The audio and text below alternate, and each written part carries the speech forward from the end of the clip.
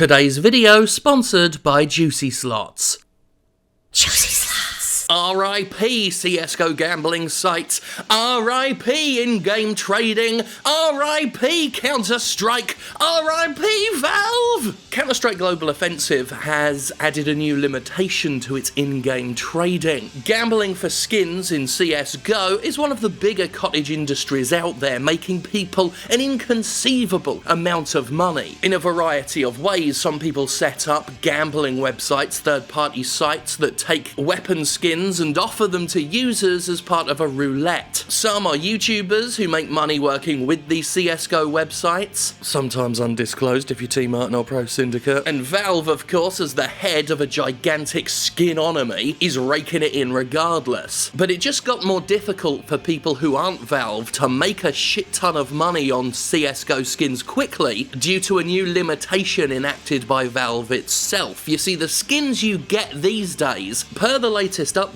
cannot be traded for 7 days after receipt. If you get them, you've got to hold on to them for a week, which stops people getting a new skin and instantly flipping it for more cash. As you might have guessed from my overall intro to this video, a lot of people are calling this the death of several things. It's the death of gambling websites, it's the death of in-game trading altogether, it's the death of CSGO, it's not really any of those things, it's just made trading a bit more complex for people. And while really heavy traders may be impacted by this, a lot of more casual ones are just happy at the idea that some prices might go down. Those who were making a mint from the skinonomy of CSGO are not happy about it. One big YouTuber, Anomaly, has said, "If anyone is wondering, yes, I've cashed out all my skins. I believe the price of skins is going to drop heavily, since if they keep this update, they just removed most of the usability and interest of skins." The panic stations for third parties making money from CSGO's economy certainly seem to be fully staffed at the moment. Of course, this whole market has been utterly jaw-droppingly bizarre to me. Third parties making money gambling off of the in-game content of somebody else's video game. It looked like the biggest, most ungainly bubble to ever be near a whole bunch of spikes. But that doesn't mean that the economy has burst just yet. This is certainly a wild fluctuation, and one that has to be expected when, again, you're making your money off of somebody else's video game that they could change at any moment, as Valve have done. I mean, shit, people criticize YouTubers just for trying to make money off of YouTube itself. They say that's putting all your eggs in one basket. If you were someone intending to make serious retirement-level money off CSGO gambling, well, hopefully you've been securing it away in a little fund somewhere. But like I said, I don't think the whole skin gambling thing is done just yet. This is a complication. This makes things a hassle. This means you can't flip stuff the moment you get it. But I do not believe the fear-mongering that says interest in skins is going to go away. And while prices go down, I don't think the inherent value of skin gambling, whatever value people see in it, is going to disappear because you hold on to things for a week. I could be wrong, of course. This may just kill skin gambling in a matter of days, but something tells me that's unlikely. But whatever happens, even if gambling sites continue to go from strength to strength, this should be seen as a bit of a red light for anyone making money off the gambling economy, because it's quite clear that Valve is not done distancing itself from said gambling economies to the point of combating them. And considering some of the controversies these sites have had, and considering some of the really big shitstorms that have arisen from this sort of stuff, from the skullduggery and chicanery that goes on with skin gambling and big YouTubers who are paid to talk about skin gambling, it should hardly be a shock at all that this Wild West gold rush has led to Valve itself wanting to put on the best appearance of combating skin gambling it can, so it doesn't get lumped in with everything else, especially if all the dodgy dealings going on around skin economies lead somewhere criminal. Still, Counter-Strike Global Offensive is likely a far less attractive prospect to anybody who didn't really care about the game and was just in it for the skins, which is a fair amount of people. Some people don't give a shit about Counter-Strike as a game at all. They just want the different coloured knives and the different coloured guns, and the ability, of course, to swap and sell.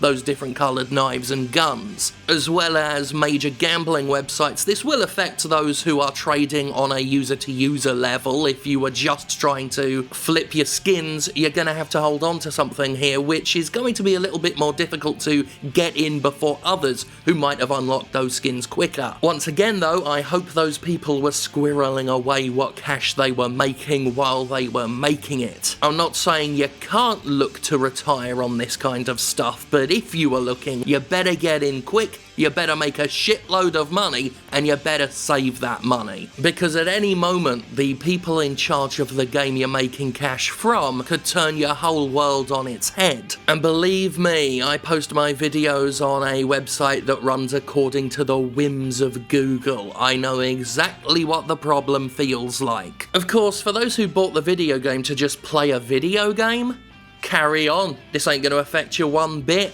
Also, I like you.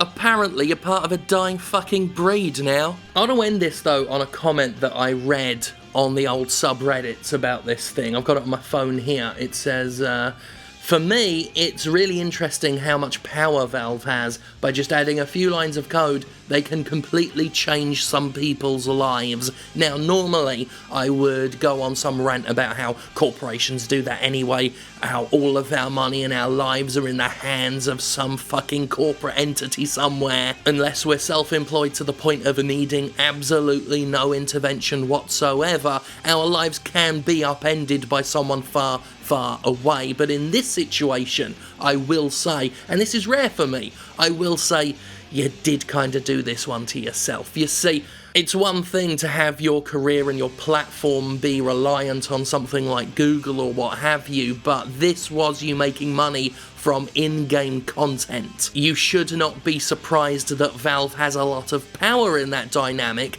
because it's Valve's game. By all means, make money how you want to make money. I'm a big fan of that. I'm a big fan of people making money in non-traditional ways, in fact, since the traditional ways of getting work empowers the kinds of companies that I slag off every week on the Jimquisition. But at least in most of those relationships, there is at least some sort of courtesy, some sort of respect you would reasonably be able to expect from a company, even if they're not ones to show it. In this situation, I don't think anybody should rightly expect Valve to care. Not about a cottage industry that's sprung up off the back of their game and operates independent of their control. That is, after all, the nature of said industries. They're built off the back of another industry, and if that one makes a change, that's going to affect you, and sorry, but you're not really entitled to a heads up. It's almost as if making your money off of this sort of thing